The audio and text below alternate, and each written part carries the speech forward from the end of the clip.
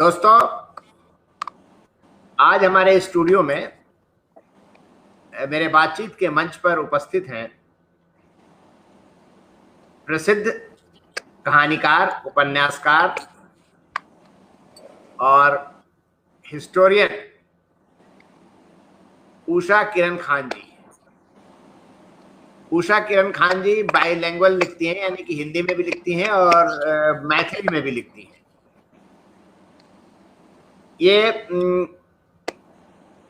इन्होंने बहुत सारे उपन्यास लिखे हैं, इनकी बहुत सारे कहानी संग्रह हैं और मैं भी सबके बारे में थोड़ा बहुत बताऊंगा आपको। उषा जी, आपका बहुत बहुत स्वागत है हमारे मंच पर। तो दोस्तों, मैं उषा जी के बारे में थोड़ा बहुत बता देता हूं आप लोगों को, जितना कि मेरे पास जानकारी है। बाकी तो उषा जी से हम लोग बातचीत करेंगे। और बहुत दिनों से लिख रही हैं, बहुत मतलब सुपरिचित कहानीकार हैं ये जैसा कि मैंने बताया कि ये दोनों भाषाओं में लिखती, हिंदी में और मैथिली में भी। इनको 2011 में साहित्य अकादमी अवार्ड मिला है इनके मैथिली उपन्यास भामती के लिए। और ये Sahitya Akademi, Indian National Academy of Letters के लिए लेटर्स के जरिए इनको मिला है। उसके बाद से 2015 में इनको पद्मश्री मिला है। उससे पहले 2012 में she was awarded Kusumanjali Sahitya Samman by the Indian Council for Cultural Relation for her novel Srijanhar. ये बहुत सम्मानित सम्मान है।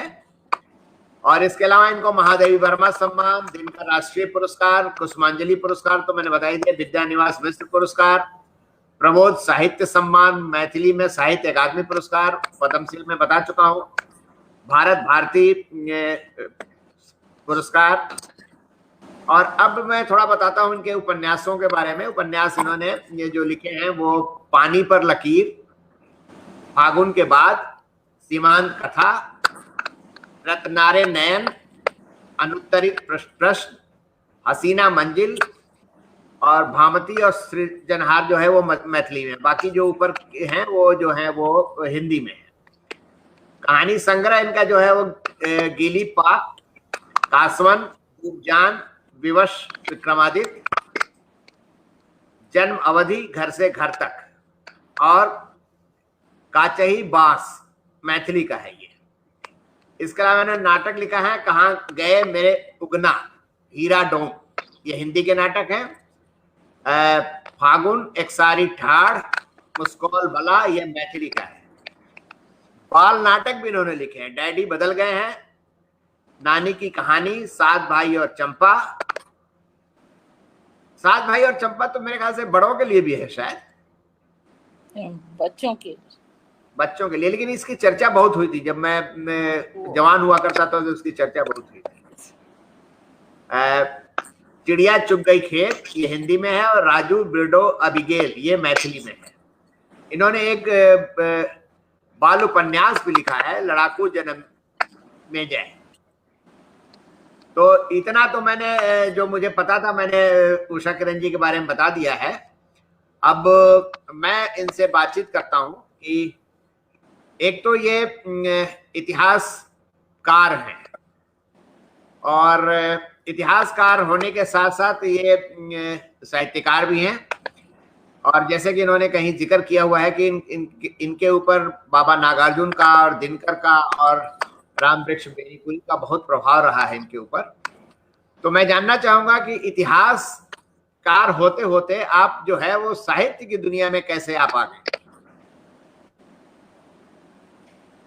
नमस्कार अरविंद जी और हमारे सभी श्रोता और दर्शकगण। इतिहासकार नहीं हूँ, इतिहास की पढ़ाई की और इतिहास पढ़ाया। कार तो वो होते हैं ना जो लिखते हैं, तो मैंने इतिहास की एक दो किताबें लिखी हैं जरूर, लेकिन वो इतिहासकार होने के वजन की किताब नहीं है। अब इसीलिए कार अगर है तो साहित्य ही कार हूँ, लेकिन हाँ, ये कहिएगा आप कि जब मेरी रुचि इतिहास में गहरी रुचि रही, तब फिर मैं साहित्य की ओर ही आई। इतिहासकार नहीं बन के साहित्यकार बन गई, ये तो एक दुर्घटना तो है। मगर एक और कारण है कि क्या आपको बचपन से आपके अंदर में है। तो मेरे अंदर में साहित्य और संस्कृति जानने की ललक थी। सामाजिक सुधार वाले परिवार की थी, इसीलिए सामाजिक जो विसंगतियां थी उसकी तरफ मेरी नज़र जाती थी। तो इस सब के लिए इतिहास, तो अब इतिहास है ना, इतिहास भी वही है, कहानी और कविता और उपन्यास नुमा ही चीज़ें हैं, लेकिन वो बीती हुई बातें, उससे आप कुछ अपना ले सकते हैं। इतिहास से आप सीख ले सकते हैं, शिक्षा ले सकते हैं, लेकिन इतिहास से आप आज की दुनिया नहीं बना सकते। तो आज की दुनिया के विषय में अगर कुछ बताना हो तब तो वो साहित्य के माध्यम से ही हम बताते हैं। इसीलिए इतिहास की ओर नहीं जाके मैंने लिखने की अगर सोची तो साहित्य को ही लिखा। इतिहास, जैसे आपने कहा कि इतिहास भी कहानी है, लेकिन एक्चुअली होता क्या है कि इतिहास को एकेडमिक ढंग से जब लिखा जाता है, जैसे मैं अपनी बात करूं तो उसमें सन और अवधि और क्या क्या, ये तो सब कभी जिंदगी में याद किसी को होता नहीं है। ये तो याद है कि बाबर कौन था, और ये तो याद है कि राणा प्रताप कौन थे, और मतलब जो उसका कहानी का हिस्सा है वो तो प्रभावित करता है, मतलब वो तो दिमाग में रह जाता है। लेकिन वो जो काल खंड है ये बहुत परेशान करता है। तो आपने ठीक कहा कि इतिहास लेखन भी एक कहानी लेखन की तरह ही होता है, लेकिन साहित्य जब लिखा जाता है तो साहित्य में भी एक इतिहास होता है, क्योंकि वो साहित्य अपने समय का दर्पण होता है और उस काल खंड को वो चित्रित करता है। तो जैसे आपके रचनाओं का मूल्यांकन जब भी किया जाएगा और जब लोग करेंगे तो वो उनको ये पता चलेगा कि उस दौर में स्थितियां क्या थी, सामाजिक स्थितियां क्या थी। तो ये बताइए कि आपने कहानियां लिखी, उपन्यास लिखा, कविताएं वगैरह भी लिखी आपने? प्रारंभिक दौर में कविताएं ही लिखा करती थी, मंच पर कविता पढ़ती थी। शुरू में जब पढ़ती उड़ती थी तो मंचों पर बाबा के साथ जाके पढ़ती थी। लेकिन जब गंभीरता से लिखना शुरू किया तो कविताएं नहीं, कहानियां, और उसके बाद उपन्यास, नाटक, यही सब। कविताएं जो लिखी वो कहीं पर संकलित भी नहीं की हैं, अपना है ऐसे ही, कहीं है कि नहीं है पता नहीं। कविताओं को मैं कैशोर वह की चीज समझती हूँ। ऐसा नहीं है, मतलब हम लोग तो कविता लिखते हैं तो हम लोग किशोर थोड़ी रह गए अब। नहीं, मैंने जो लिखा, मैंने अच्छा, शुरुआत तो लोग कविताएं से ही लिखते हैं और रोमांटिक कविताएं से लिखते हैं। हाँ। आपने जिक्र किया है कि आप पर नागार्जुन जी का बाबा का बहुत असर रहा है। पहले मतलब आपसे तो बातचीत होती रहेगी, थोड़ा बताइए मुझे नागार्जुन के बारे में, क्योंकि नागार्जुन साहब से मेरी 2 बार मुलाकात हुई और दोनों बार वो बहुत गुस्से में थे और बहुत जल्दी इरिटेट हो जाते थे और वो चिल्लाने भी लगते थे। तो मैं बहुत हिम्मत करके, मतलब हिम्मत करने के बावजूद भी उनके करीब नहीं जा पाया। आप थोड़ा बताइए उनके कुछ पहलुओं के बारे में कि वो एज ए व्यक्ति कैसे थे, और रचनाकार तो खैर शानदार थे, इसमें तो कोई दो राय नहीं है। व्यक्ति कैसे थे और उनको गुस्सा वगैरह, आपने उनका गुस्सा देखा है, नहीं देखा है, कि आपने सिर्फ उनका प्यार देखा है, मैंने क्या इसमें थोड़ा प्रकाश डालिए। नहीं, गुस्सा उनको आता था तो बहुत ज्यादा विस्फोटक गुस्सा आता था, ये तो था ही। लेकिन उनके गुस्से से हम लोग डरते थे, लेकिन वो अक्सर गुस्सा नहीं करते थे। हो सकता है जिस समय आप मिले होंगे तो उनकी कुछ तबीयत ठीक नहीं होगी या ज़्यादा उम्र होगी, कुछ ऐसा होगा, भीतर से तो ठीक नहीं होंगे, वरना वो अक्सर गुस्सा नहीं करते थे। वो तो बड़े, इस मामले में वो बहुत ही खिलंदड़ स्वभाव के थे, प्रेमी स्नेही स्वभाव के व्यक्ति थे। मेरे तो पिता की तरह थे, क्योंकि मेरे पिता के वो मित्र थे और मेरे पिता गुजर गए थे। तो इसीलिए वो पिता की तरह उनका हाथ मेरे सर पे था। और मैं जब हॉस्टल में थी पटना में, तो मेरे लोकल गार्जियन वही थे और मेरे घर से घरेलू रिश्ता था, इसीलिए उनका पिता की तरह मैंने उनको देखा। साहित्यकार थे तो साहित्यकार की तरह देखा ही, लेकिन मेरे लिए विशेष रूप से वो साहित्यकार से अधिक पिता के रूप में थे। उनका पिता रूप हावी हो जाता था।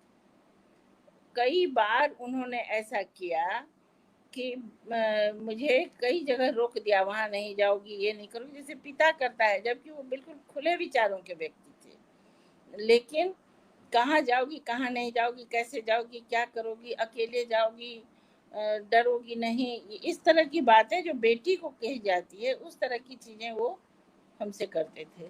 कई बार ऐसा होता था कि मेरे पति और वो बहस करते थे। ये भी एक नंबर के, यदि आपको जरा भी किसी के बारे में जानकारी होगी तो हमारे पति नंबर 1 पढ़ाकू इंटेलेक्चुअल के रूप में ज्ञात हैं।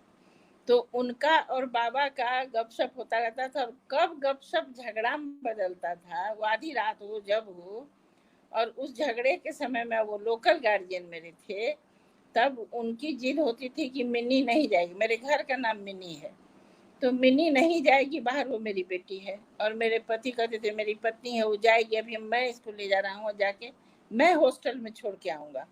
बाबा कहते थे मैं छोड़ूंगा, तुम कौन होता है। मैंने इस तरह का भी होता था। इतना ज़्यादा हमारे साथ, इतने हम उनके बेटी थे, तो मैं पिता की तरह देखती थी। फिर भी उनका गुस्सा उतना नहीं, खिलंदर बहुत थे। बच्चों के साथ उनका बड़ा मन लगता था। हमारे बच्चे अभी भी याद करके खूब खुश होते हैं और हंसते हैं कि बाबा का कैसे उनका सेब चुरा के ले जाता था, उनके पास जो कुछ रहती थी उठा उठा के ले जाता था ये लोग। उनकी एक कलम थी, बहुत स्मूथ लिखती थी, वो उठा के ले भागता था ये लोग, और उसका डांट खाता था। फिर बच्चों के साथ, फिर उसके बाद जब हमारे पतिदेव आते थे और कहते थे बच्चों को क्यों उसको परेशान करते हो बाबा को तुम लोग, तो बाबा इन्हीं को डांटते थे, जाइए आप अपना लॉ एंड ऑर्डर देखिए, आप कौन होते हैं घर के अंदर बोलने वाले। जब वो आते थे पटना में मेरे साथ रहते थे, तो आनंदी स्वभाव के व्यक्ति थे। दूसरी बात, जो काकी के साथ उनकी पत्नी जो थी, वो भी बहुत बहुत दिन हमारे साथ रहती थी, हम उनके साथ रहते थे जब जहाँ सुविधा। तो काकी के साथ भी उनका बड़ा आनंदी रिश्ता था। और जैसे बाबा के बारे में आपको इतना तो पता होगा कि वो नहाते धोते नहीं थे बाद के दिनों में।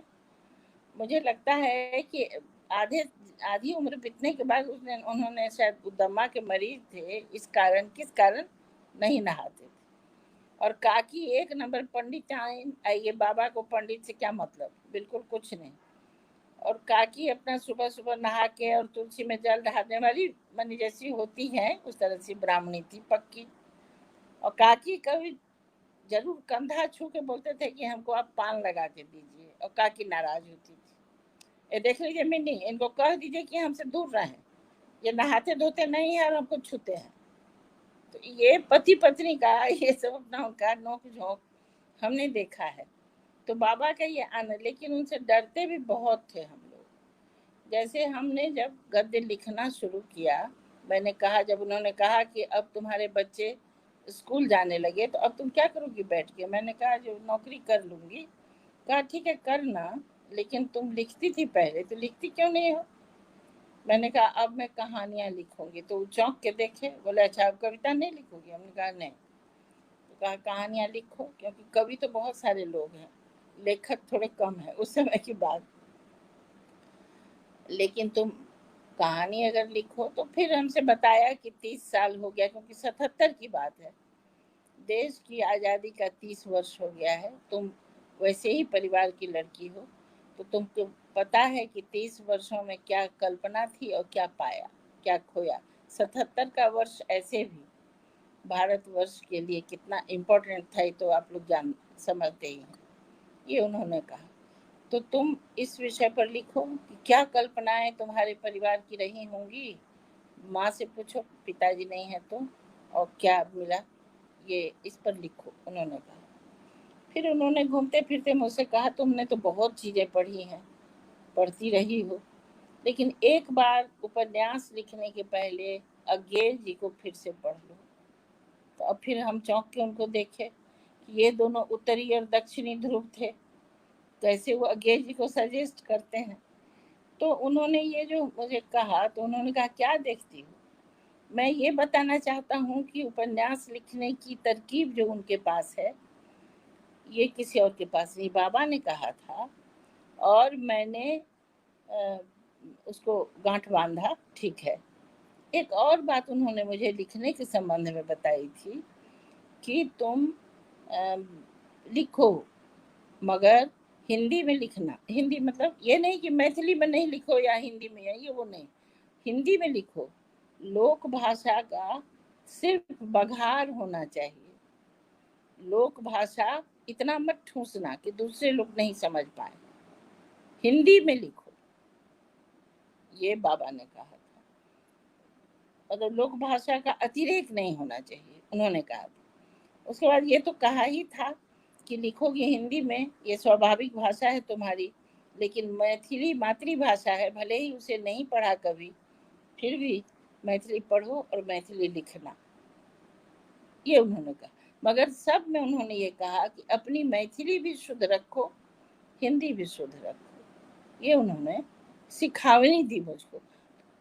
ये मेरे ऊपर है ना प्रभाव, इसीलिए मैंने कहा कि साहित्य पर भी है और जीवन पर भी है कि बाबा बहुत ज्यादा नाराज होते थे, फिर तुरंत ठंडे हो जाते थे। वो किसी से कुछ द्रोह पालते नहीं थे, ये नहीं था उनका स्वभाव। हम लोग उनको कहते ही थे, इसीलिए मुझको भी लोग कहते हैं कि बाबा मध्यम मार्गी थे, बौद्ध हो गए थे ना, तो मध्यम निकाय का पालन करते थे।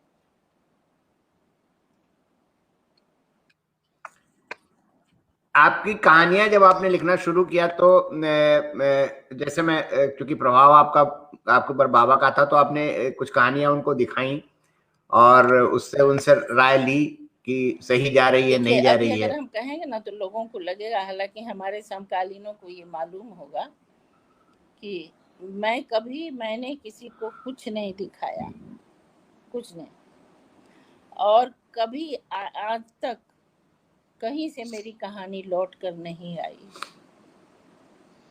उस जमाने में हाथ से हम लिखते थे, अरे वाह, उसको हाथ से हम मतलब फेयर करते थे और वो कहानी भेजते थे, चाहे वो धर्मयुग में हो। कहानी पत्रिका में श्रीपत राय जी ने मेरी कहानी छापी थी पहली, वो हो, धर्मयुग हो, साप्ताहिक, कोई भी कहानी नहीं आई। तो ये आप तरकीब भले पूछ सकते हैं हमसे कि ऐसा क्यों हुआ, लेकिन ये एक सौभाग्य मेरा। हाँ, बताइए। हाँ,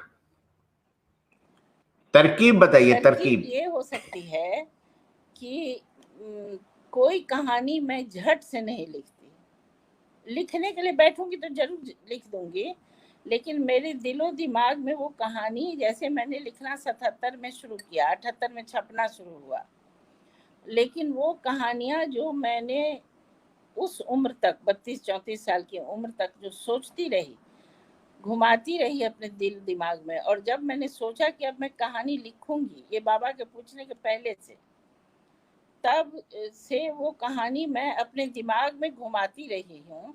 और कैसा वाक्य होगा, क्या शीर्षक होगा, क्या साइज होगा, ये सब मेरे दिमाग में जब अट जाएगा तब मैं कलम उठाने की आदी रही हूँ। तो मुझे लगता है कि मैं खुद ही, मेरा जो दिल और दिमाग है वो खुद ही वो कहानी को छांट काट के शायद ठीक कर देता होगा, तभी तो उन लोगों को पसंद सीधे आ जाता होगा। ये तरकीब है मेरी, अभी भी है। अभी भी कोई कहानी अगर मेरी आई है बहुत दिनों के बाद, तो उसको मैं 10 साल से सोच रही थी और तब जाके कलम की नोक पर आई है। मुझे ऐसा लगता है कि हड़बड़ी में मैं कुछ नहीं लिखती।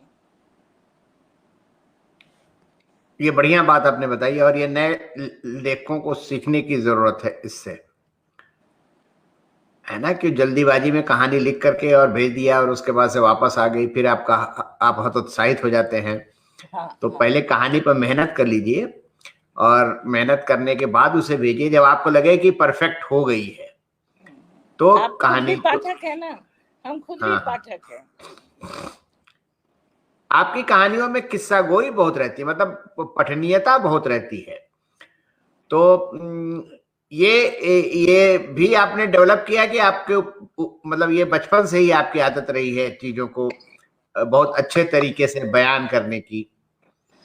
हो सकता है। देखिए, पहली बात तो ये है कि हम लोग उस पीढ़ी के लोग हैं जो अपने किसी के दादी चाची या आजू बाजू के जो लोग हैं जो घूरे के पास बैठते हैं, उनसे हम लोग ने कहानियां बहुत सुनी। कहानी जो हमने लिखी होगी, तो जो लोक कथाएं उन लोगों के मुंह से सुनी है या बोध कथाएं सुनी हैं, इन कथाओं में कितनी किस्सा गोई होती है जो हम लोग आंख फाड़ फाड़ के घूरे के पास बैठ करके मच्छर काटता होता है, फिर भी हम लोग उसको सुनते रहते हैं।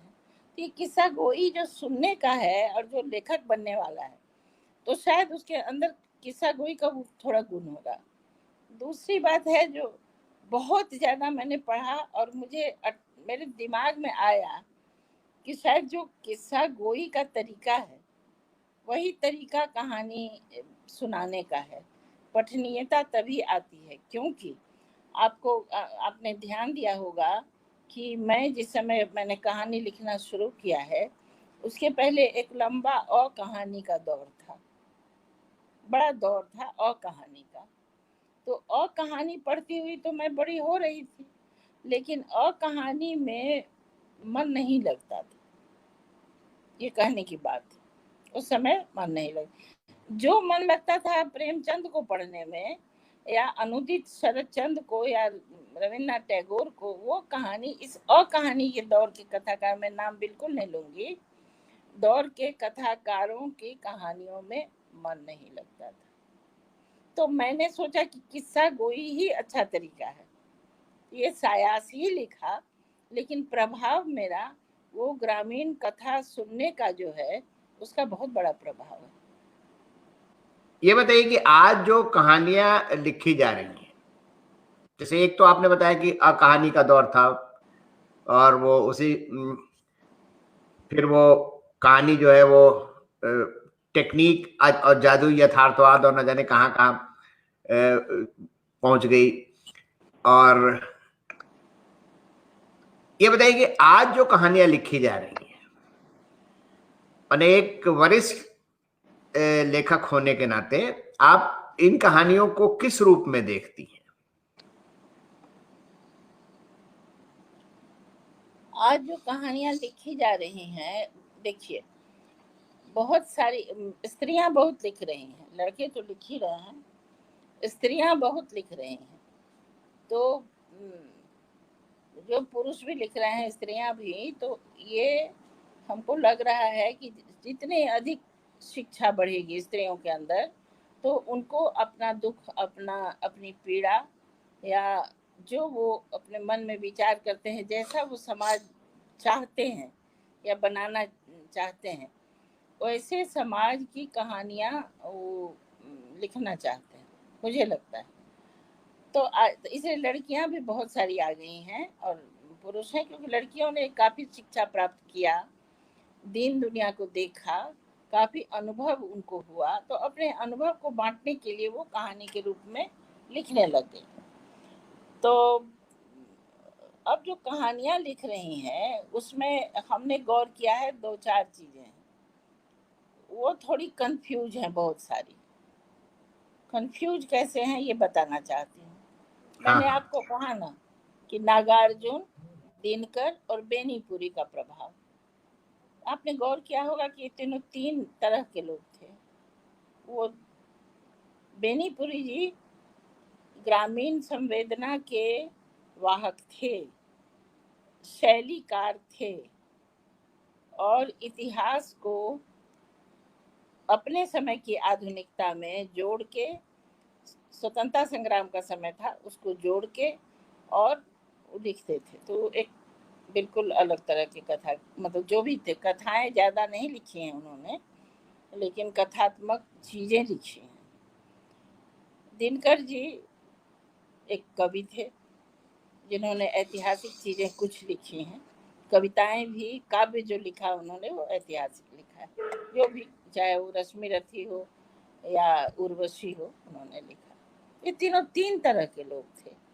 तो अब तीन तरह के लोगों को पढ़ के, अब पढ़ने में तो मैंने बहुत सारे लोगों को पढ़ा है, भगवती चरण वर्मा की किस्सा गोई को भी देखा है, और मेरे ऊपर कहने लगे तो भगवती चरण वर्मा का भी प्रभाव है, क्योंकि वो चमत्कृत करने वाली किस्सा गोई उनकी किताबों में है। जैसे कि मान लीजिए अमृतलाल नागर, उनमें भी किस्सा गोई गजब है, जबरदस्त है, तो हमने वो सब पढ़ा। अज्ञे जी को तो पढ़ा ही। बाबा के जो उपन्यास हैं वो मिथिला समाज के आम तौर पे कुछ अपर क्लास की, कास्ट की विधवाओं की कहानी है, और छोटी जात के लोगों की कहानियां हैं, जो बेचारे लोग उपेक्षित रहते हैं, वैसे लोगों की भी कहानियां हैं उनके उपन्यासों में। ये सब भी पढ़ा, तो कंफ्यूजन मेरे अंदर नहीं हुआ। इतना सब पढ़ने और सोचने के बाद मुझे 2-3 चीजें लगी कि हम जो हमारी स्वतंत्रता मिल गई, लेकिन हम कितने स्वतंत्र हैं और कहाँ कहाँ स्वतंत्र हैं, यहाँ मुद्दा दूर तक जाता है। आप अपने जाति से स्वतंत्र हैं कि नहीं, आप अपने समाज से स्वतंत्र हैं कि नहीं, और आपकी जो आपके जो लोग हैं वो मतलब स्त्रियां हैं, वो स्वतंत्र हैं कि नहीं। जो अमीर लोग हैं जिनके पास बहुत खेत है, खेत के मालिक से खेत का मजदूर और किसान स्वतंत्र है कि नहीं। तो इस कंफ्यूजन को और इस स्वतंत्रता अब तक जो नहीं मिली है, इसको रेखांकित करने के लिए अगर हमको किसी की शैली पसंद होगी तो रामवृक्ष बेनीपुरी की शैली होगी, जिन्होंने गेहूं और गुलाब जैसे खंड लिखे। इसी तरह यदि मुझे कोई लय खोजना होगा अपने साहित्य में, संगति खोजनी होगी, तो मैं दिनकर के काव्य में खोजूंगी, महाकाव्य में ढूंढूंगी। और नितांत ग्रामीण यथार्थ मैं नागार्जुन में जो स्थानीय यथार्थ, और ये नागार्जुन ही नहीं, मैं रेणु जी की भी चर्चा अब यहाँ करूंगी, क्योंकि रेणु जी ने भी अपने कोसी के उस क्षेत्र का यथार्थ जो लिखा है, तो मैं भी कोसी के और भी ज्यादा इंटीरियर क्षेत्र की हूँ, क्योंकि वो दोनों तटबंधों के बीच में हूँ। तो आप सोच सकते हैं कि वो जो है वो जल ग्रहण क्षेत्र है जहाँ की हूँ मैं। तो वहाँ का जो यथार्थ है, वहाँ सिर्फ हमारे यहाँ दलित ही लोग हैं और कोई नहीं, हिंदू हो कि मुसलमान, सारे दलित हैं। तो वहाँ के यथार्थ को मैं कहूँगी तो किस तरीके से कहूँगी, और मैंने उसको अपना साहित्य का एक तरह से टारगेट बना लिया। तो मेरी जो शुरुआती कहानियां जितनी हैं, अभी भी हैं कई कहानियां, वो सारी मेरी उसी भूमि की हैं। तो मेरा वही रास्ता है, तो मैं चुलबुल नहीं करती। और अभी जो बहुत सारे लोग लिख रहे हैं, उनका टारगेट क्या है ये समझ में नहीं आ रहा है मुझको। अगर कोई लड़की या लड़का कोई ग्रामीण यथार्थ को पकड़ना चाहता है, तो वो खूब ठीक से उसका टारगेट बन नहीं पा रहा है। मैंने अभी तक मैं ऐसा कहूँगी कि नए जो लड़के लड़कियों की बात आप करें, नया मेरे दृष्टि से 50 साल और उससे नीचे, 50 से नीचे वो मेरे लिए, तो वो लोग जो 30 साल का है या 50 साल, 30 और 50 के बीच का भी लोग अभी तक अपना कोई वो स्थिर नहीं कर पाए तो लिखना क्या चाहता है। क्या वो गांव का दुख सुख लिखना चाहता है? तब गांव में अभी जो तकलीफें हैं उसके बारे में जानता है? गांव में अभी जो रिवाज है उसके बारे में उसको मालूम है? और अगर उस समाज में हमारा ये दायित्व है, लेखक का सिर्फ कलम से लिख देना मैं नहीं समझती वो दायित्व है। तो मेरा ये दायित्व है कि अगर मेरे गांव में पॉपुलेशन अत्यंत बढ़ रहा है, कि मेरे गांव में दंगा होने की स्थिति है, कि जातीय दंगा से लेकर के धार्मिक दंगा की भी स्थिति है, तो हम उस जगह क्या कर रहे हैं? सिर्फ क्या लिख के लोगों को बता दे रहे हैं? तो लिख के भी नहीं बता दे रहे हैं। तब आप एक आम तौर पे मैं कहती हूँ, हंस के बताती हूँ लड़कियों को कि भाई आप लोग या लड़कों को भी कि आप डिजाइनर कहानी लिखते हैं, मतलब आपका कुछ तो यथार्थ देखते हैं या सुनते हैं और कुछ आप डिजाइन करने लग जाते हैं। तो मैं अपने मन में समझती हूँ कि ये उनको भी संतोष नहीं देता होगा। मैं पढ़ती हूँ तो कथात्मकता होती है, जो आपने कहा जादुई यथार्थ, जादुई भाषा, जादुई प्रस्थान बिंदु, सब कुछ जादुई, लेकिन वो मुझे नहीं लगता है कि वो जादुई मामला कालजयी होगा, नहीं होता। मेरा यही कहना है नए लोगों से कि आप टारगेट कीजिए ना, एक पूरा जीवन। क्या आप किसी एक ही भाषा का पूरा साहित्य पढ़ सकते हैं? नहीं पढ़ सकते।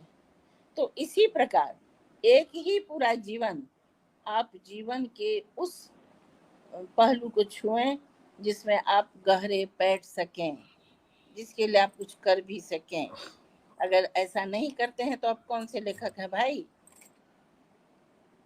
मेरा ये कहना है कि अगर आज के लोग लिख रहे हैं तो अपना टारगेट निश्चित करें कि हम इस, क्योंकि आपका अंत नहीं है। आप किसी भी टारगेट पर जाइए तो आपको अंत नहीं मिलेगा लिखने का।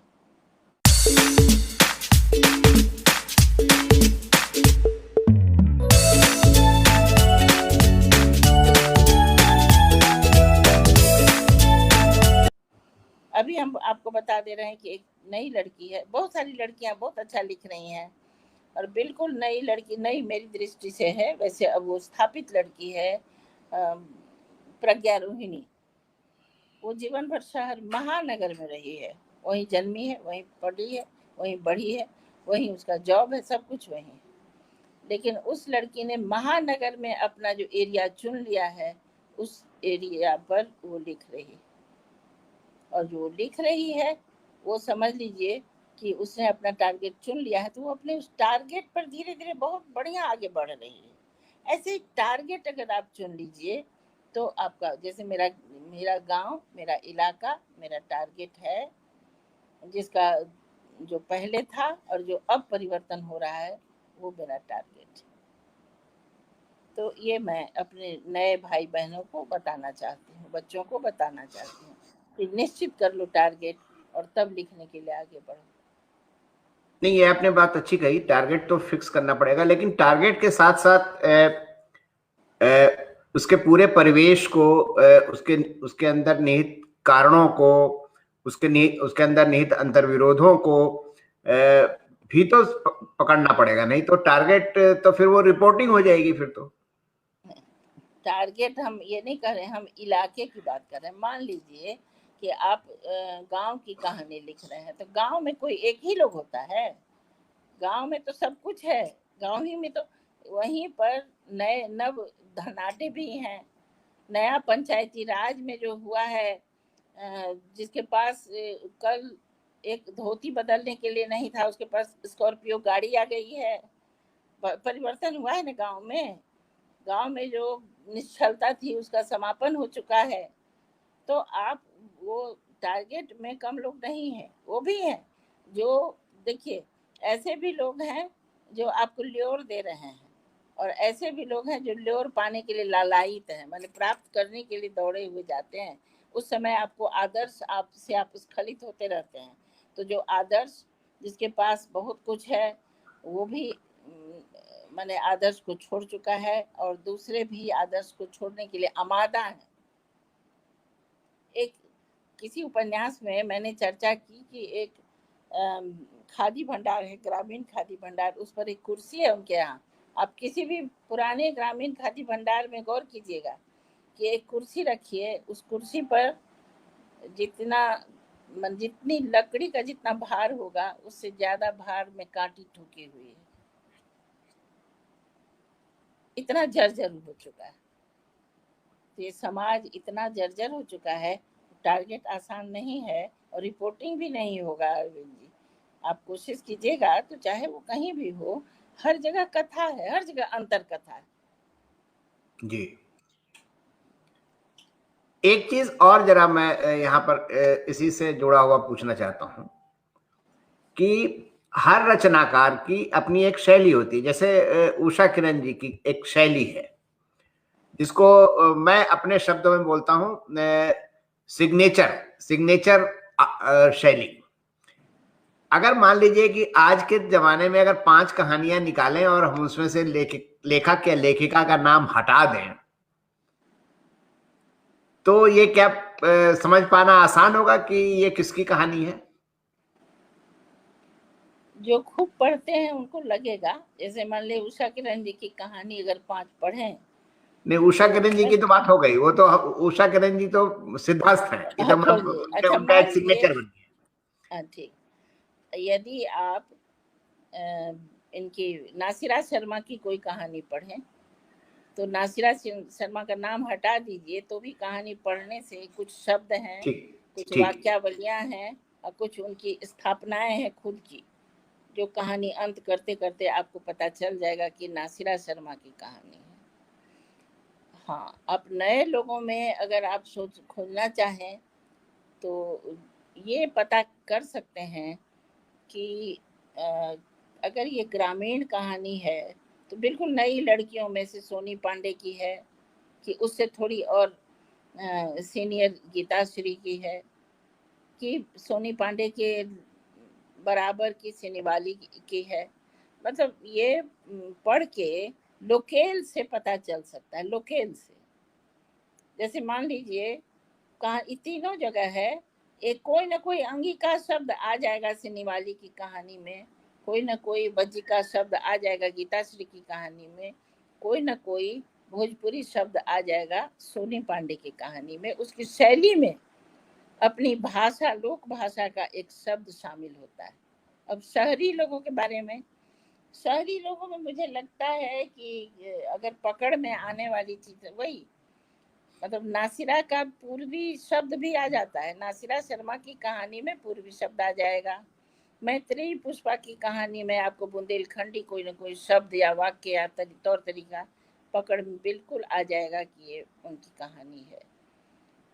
अब है क्या, अत्यंत नितांत शहरी मृदुला गर्ग की कहानी को पकड़ पाना, राजी सेठ की कहानी को पकड़ पाना, वो कहानी के वाक्यों और गढ़न से पकड़ में आ सकता है। राजी सेठ की कहानियां बिल्कुल स्थिर गंगा की धारा की तरह चलती हैं और मृदुला गर्ग की कहानियां थोड़ी उछलती हुई सी चलती हैं, जैसे हम लोग के यहाँ कोसी की धारा चलती है। तो मैंने रवानी है और उनमें स्थिरता है, किस तरह से हम पकड़ सकते हैं। तो यही सब कहानियां हैं जिनको हम पकड़ सकते हैं। और भी बहुत सारे लोग हैं जो अवधेश प्रीत की कहानी पकड़ में आज के हिसाब से आएगी, संतोष दीक्षित की कहानी पकड़ में आएगी, क्योंकि हमेशा वो निम्न मध्य वर्गीय लोगों की कथा कहते हैं, तो वो ऐसे ही आपको पकड़ में आ जाएगी कि ये उनकी भाषा में बोल रहे हैं। ऋषिकेश सुलभ की कहानी में इतना ज़्यादा इतने अधिक नाटकीय शब्द होते हैं कि आपको वो पकड़ में आ जाएगा। तो ऐसे हम पकड़ तो सकते हैं कुछ लोगों की कहानी। नहीं, जैसे मान लीजिए कि नागार्जुन ने उपन्यास लिखा, नागार्जुन बाबा ने उपन्यास लिखा और अज्ञेय का उपन्यास, दोनों को रखें तो मैं समझता हूँ आंख बंद करके भी कोई बता देगा कि ये अज्ञेय ने लिखा है। बिल्कुल बिल्कुल। मैं एक्चुअली में सिग्नेचर की बात इस संदर्भ में कर रहा था। तो मतलब मेरी में यही है, शब्द, लोक भाषा का शब्द, आपके अपने लोकेल का शब्द में आप पकड़े जा सकते हैं, शैली से भी पकड़ते हैं। शैली से भी पकड़ा, शैली से निर्मल वर्मा को आप शैली से पकड़ लेंगे कि नहीं? हाँ हाँ हाँ हाँ, कोई दूसरा निर्मल वर्मा हो ही नहीं सकता है। हाँ, शैली तो उनकी बड़ी शानदार हुआ करती। हाँ हाँ। अच्छा, ये बताइए कि साहित्य समाज का दर्पण होता है, ये तो सारे लोग जानते हैं, और प्रेमचंद ने कहा था साहित्य कई बार राजनीति के आगे चलने वाली मशाल का भी काम करता है। आज का जो साहित्य लिखा जा रहा है, लिखा तो बहुत जा रहा है, तो क्या ये दोनों पैमानों पर ये खरा उतर रहा है? साहित्य मतलब पूरी तरह समाज का दर्पण हो रहा है, या साहित्य जो है वो राजनीति के आगे चलने वाले मशाल की कुवत रखता है? पहली बात तो जो दर्पण तो थोड़ा बहुत है, जहाँ के लोग लिख रहे हैं, वहाँ की बात लिख रहे हैं, वहाँ की मान्यताओं के विषय में लिख रहे हैं, अपने जो आदर्श है जिस तरह का, उस तरह की बातें लिख रहे हैं, तो वो दर्पण है, हो सकता है। हालांकि ये पूरा वाक्य ही बहुत मौजूद नहीं हमको लगता है कि साहित्य समाज का दर्पण है। और दर्पण भी है कि जो सामने में आप दिखा रहे हैं वही ना दर्पण देखेगा, उसमें भी उल्टा दिखाई पड़ता है, पता है? दर्पण में भी उल्टा दिखाई उल्टा दिखाई। इसलिए ये कोई मौजूद वाक्य नहीं है कि साहित्य समाज का दर्पण है। तथापि दर्पण तो थोड़ा बहुत है, मगर मशाल तो जरा भी नहीं है। ये मशाल वशाल बेकार बात है। राजनेता अगर चाहें तो आपको मशाल बना लें, राजनेता अगर चाहें। अब देखिए, आप याद कीजिए कि यहाँ पर 1974 से आंदोलन शुरू हुआ था जोरदार, बिहार क्या जो पूरे भारत देश में। उस वक्त जो बहुत सारे कवि लेखक तो अपने आप बड़े सारे कवि लेखक बन भी गए। हम हिंदी भाषा के लोगों के बारे में जानते हैं कि बिहार में बहुत सारे उभर के आए बड़े बड़े कवि लेखक। थोड़ा आगे आ जाइए, थोड़ा आगे आ जाइए, थोड़ा नीचे चली गई हैं आप। हाँ हाँ अच्छा, हाँ, ये ठीक है, ये ठीक है। हाँ ये ठीक हाँ, है, ये ठीक, ये फर्स्ट क्लास। हाँ, ये वाला। हाँ। तो जो उस समय जो कवि लेखक हुए, तो उन लोगों को लगता था कि मेरे कारण क्रांति में जो धार पिजाना कहते हैं ना, तो धार दे दिए हम, हो गया। 3 साल तक जेल भी गए वो लोग, नुक्कड़ पर लाठियां भी खाई, गालियां भी सुनी, सब कुछ हुआ। और जब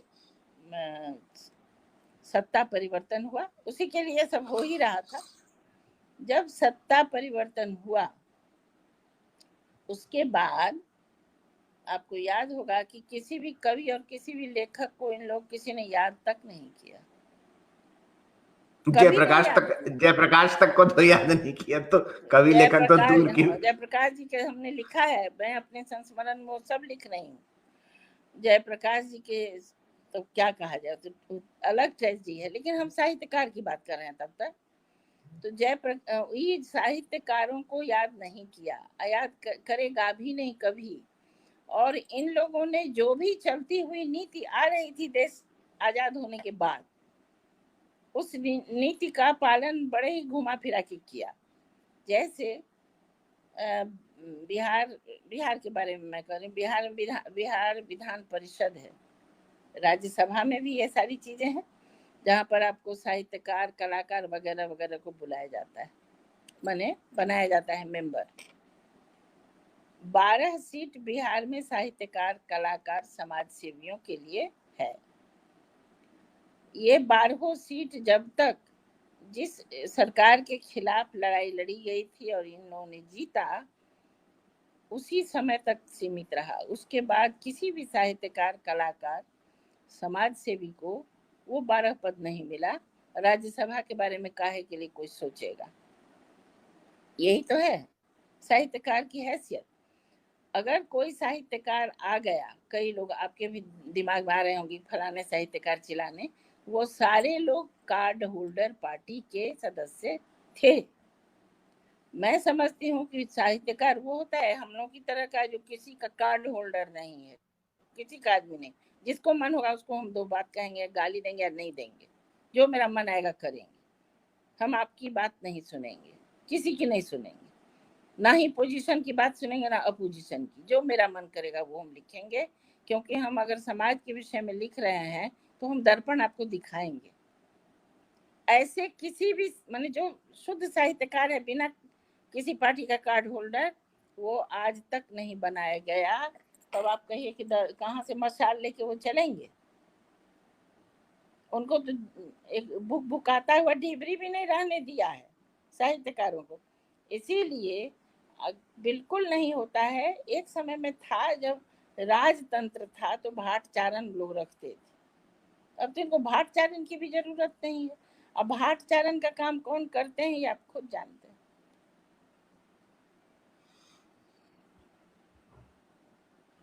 चलिए ठीक है, ये बढ़िया आपने बात बताई। और तो चुनौतियां लेखकों के सामने भी हैं काफी, इसका मतलब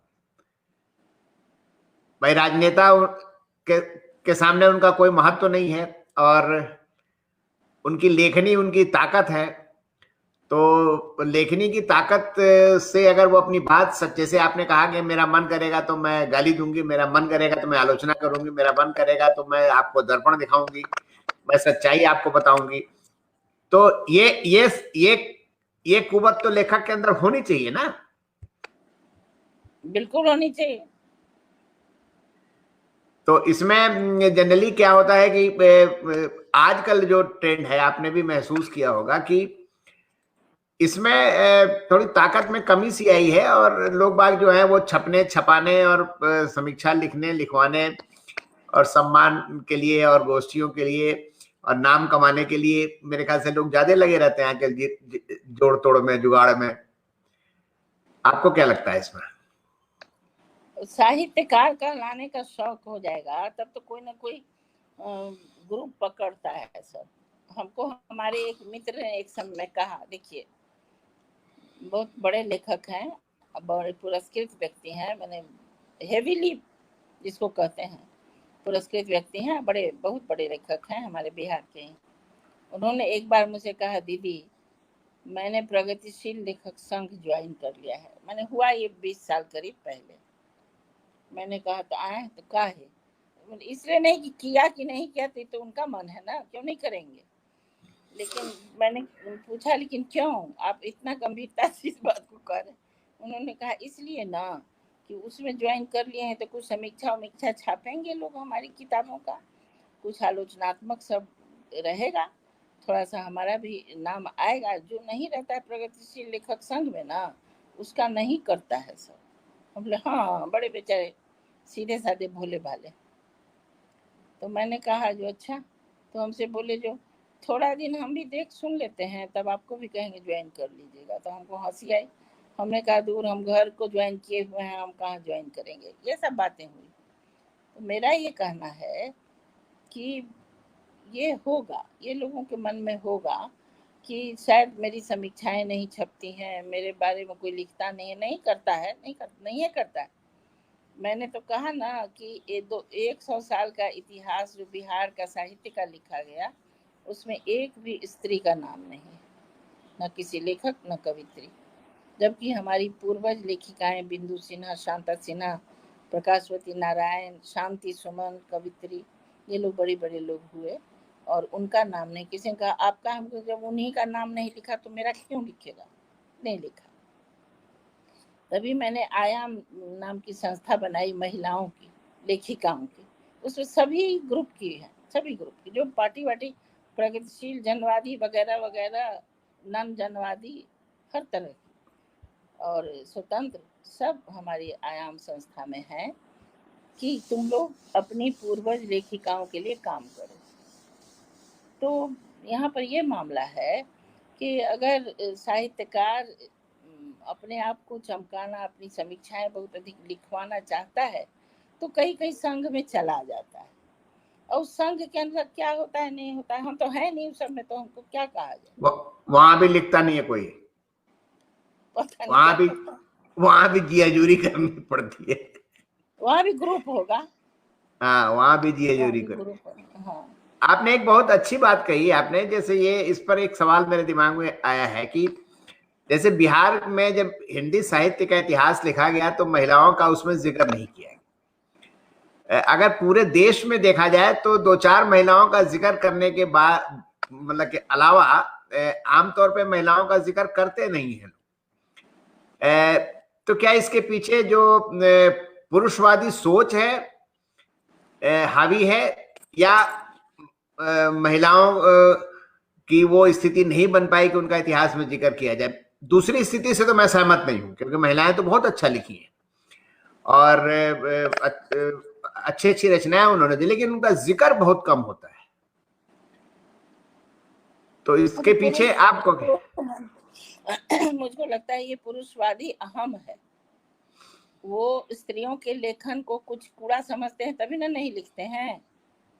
हम समझ रहे हैं और आप भी अभी बातचीत में ये बात मान रहे हैं ना कि महिलाओं ने लिखा है बहुत ज्यादा।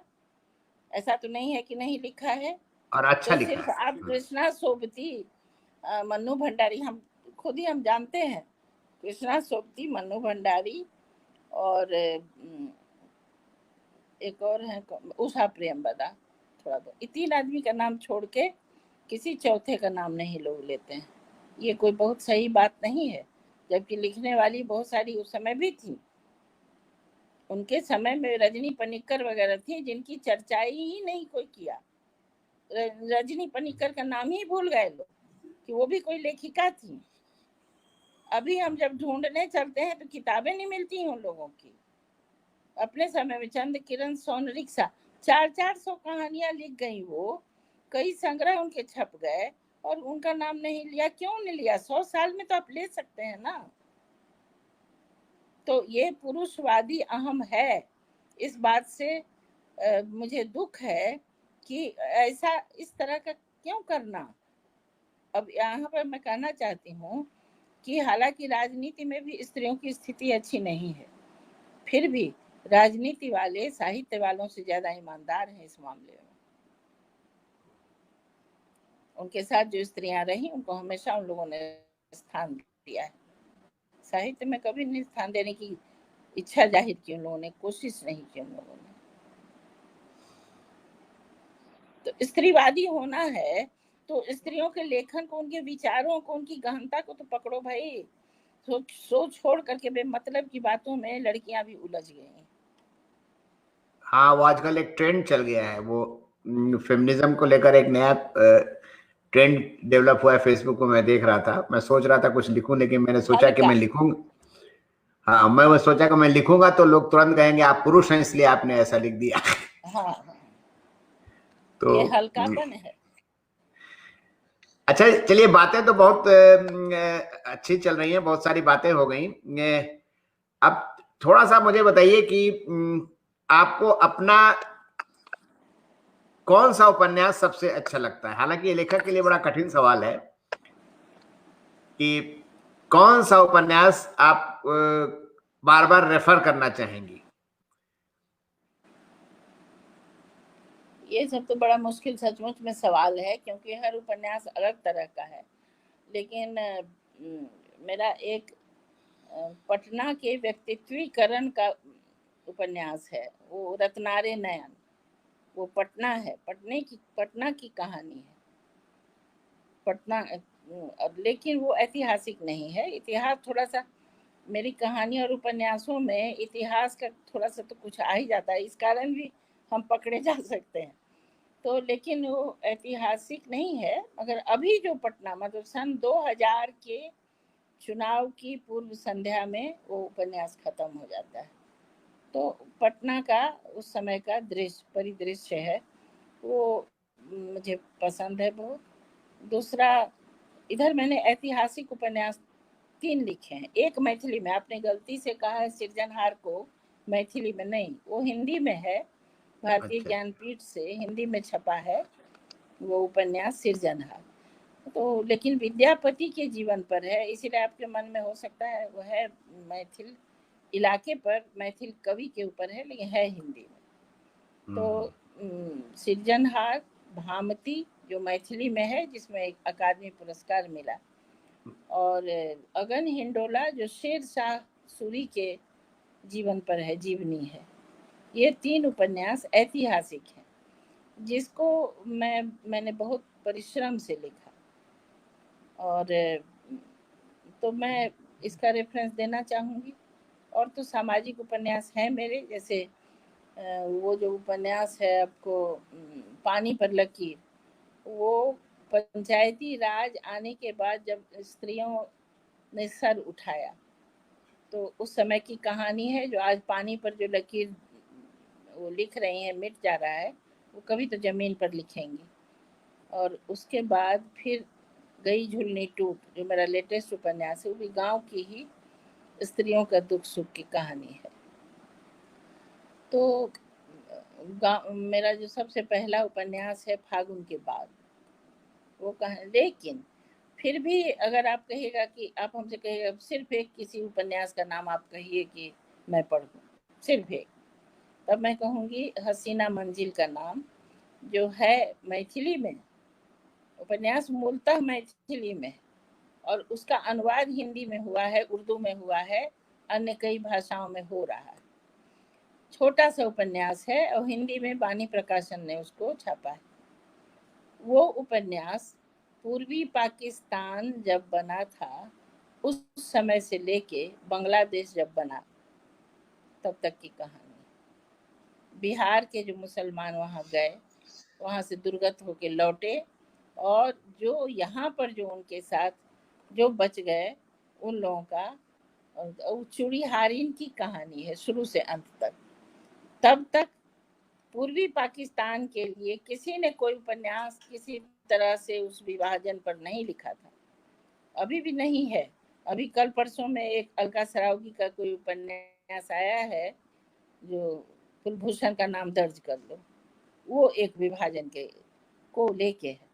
वरना ये मेरा पहला और आखिरी अभी तक था, आज 25 साल से, हसीना मंजिल। वो जरूर पढ़िए, पढ़ने का अगर मन होगा कभी तो वो उपन्यास पढ़िएगा। लहरिया सराय, जहाँ की मैं हूँ, जन्मी जहाँ, लहरिया सराय की पूरी कहानी है, लेकिन वो विभाजन की त्रासदी, चूड़ीहारे जो कि बहुत छोटा वर्ग है, लाठी बनाने वाले चूड़ीहारे मुसलमानों में, और जिनका हमेशा साथ रहता है हर जाति हर वर्ग से, उनकी कहानी है, जो बांग्लादेश गए, अब बांग्लादेश से कैसे कट पिट के आए। वो एक उपन्यास है हसीना मंजिल।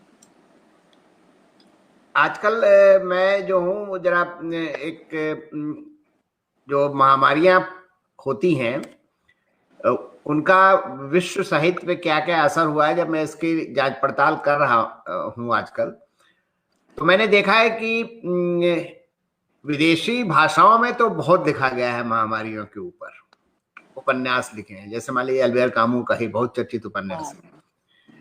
और लेकिन मैंने देखा कि हिंदी में कुछ कहानियां तो लिखी गई हैं, लेकिन एक सम्यक उपन्यास उस तरह से नहीं आया है। जैसे हालांकि जैसे रेणु ने लिखा है मैलांचल, उसमें थोड़ा बहुत जिक्र है जो चेचक वगैरह के बारे में है, तो वो सब है, लेकिन एक सम्यक उपन्यास नहीं लिखा गया। मैं एक रचनाकार के हैसियत, मतलब आप चूंकि रचनाकार हैं, आपसे मैं मतलब जानना चाहता हूं कि आपके दिमाग में ये बात नहीं आती कि आपको भी इस पर, जैसे विभाजन पर आपने पहली बार कोई सम्यक उपन्यास लिखा पूरा, तो आप महामारी की त्रासदी को लेकर के, क्योंकि महामारी सिर्फ महामारी नहीं होती, उसने तो बहुत सारे सामाजिक, आर्थिक, मनोवैज्ञानिक, बहुत सारे तरहों से लोगों को परेशान किया है, राजनीतिक भी। तो इस पर आप लिखने की सोच रही हैं? हो सकता है कि ये तो हमारे जीवन में पहले ही महामारी आया है ना, नहीं तो अच्छा। 1920 में आया था, मेरी माँ का जन्म हुआ था 1921 में, तब प्लेग महामारी के चलते वो जंगल में उसका जन्म हुआ था, गांव छोड़ के लोग भाग गए थे। तो 100 साल के बाद ये आया है। मेरे जीवन में तो पहली ही महामारी है जो विश्व भर को छाप के बैठा है। इस विषय पर सचमुच लिखना चाहिए, लेकिन मैं लिख पाऊंगी कि नहीं मैं नहीं जानती हूँ।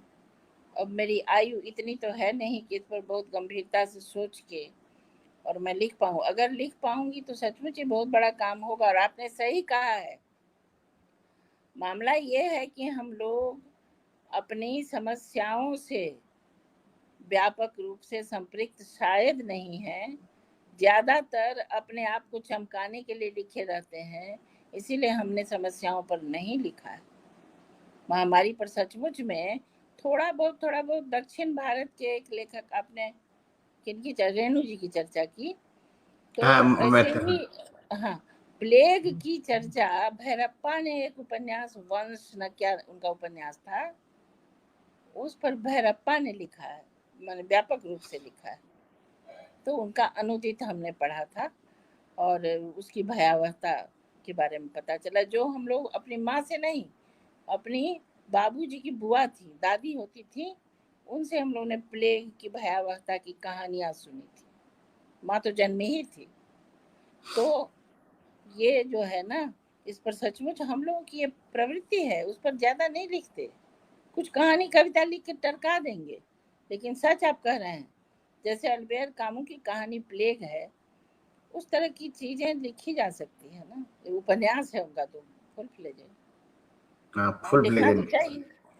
मैं नहीं जानती कि मैं कर पाऊंगी कि नहीं, ऐसा मैं कैसे कह सकती हूँ कि कर नहीं वो तो ठीक है, लेकिन हाँ मतलब एक हिंदी में मुझे मिला नहीं एक्चुअली। वो वो निराला ने लिखा है, कुछ कुल्ली भाट वगैरह में भी लिखा है, जिक्र किया है। हाँ। जबकि उनके परिवार के, उनकी पत्नी और उनकी भतीजी वगैरह की भी डेथ हो गई थी। लेकिन वो एक सम्यक उपन्यास मतलब उसके स्पेनिश फ्लू पे नहीं है वो ना। मतलब जो उसकी भयावहता होती है कि जो क्वारंटाइन है, लॉकडाउन है और लोग पलायन कर रहे हैं, लोग बाग मार खा रहे हैं पुलिस से। नहीं लिखा और अब भी लिखेगा कि नहीं मालूम, क्योंकि ये ट्रेजेडी तो थी न भाई। अभी जो विभाजन की त्रासदी पर पंजाब के कुछ लेखकों ने लिखा, जैसे मान लीजिए, उसके अलावे और किसने लिखा ऐसा नहीं है। देखिए हमारे यहाँ इधर पूर्वी पाकिस्तान का हुआ था थोड़ा बहुत, लेकिन क्या उत्तर प्रदेश, मध्य प्रदेश के लोगों को प्रभाव नहीं पड़ा था उस विभाजन का? लेकिन उन लोगों ने कोई बहुत बड़ी चीज लिखी नहीं। कुछ आपको याद नहीं आएगा यशपाल के सिवा, या थोड़ा बहुत कृष्णा सोबती के सिवा आपको हिंदी में नहीं पता चले, नहीं है कुछ नहीं। तो ये हम लोग थोड़ा सा पता नहीं कितने आत्म केंद्रित हैं। हाँ, वो अपने दुख दर्द, अपने वर्ग, अपने समाज के दुख दर्द, मतलब जो उतने में ही सीमित रहते हैं। तो आपसे बातें तो बहुत हुई, और चूंकि आपने अपने उपन्यासों का भी थोड़ा बहुत जिक्र कर दिया, और मुझे तो बहुत अच्छा लगा। मेरे दोस्तों को भी, यहाँ पर जो लोग, काफी लोग बैठे हुए हैं, उनको भी काफी अच्छा लगा होगा। तो उषा जी, बातचीत करके बहुत अच्छा लगा। और हम लोगों ने जब लिखना शुरू किया था तो आपकी कहानियां पढ़ते थे और आपसे प्रेरणा लेते थे। तो मुझे खुशी है कि आज आपसे बातचीत भी रूबरू हो गई। बहुत बहुत धन्यवाद। नमस्कार। धन्यवाद।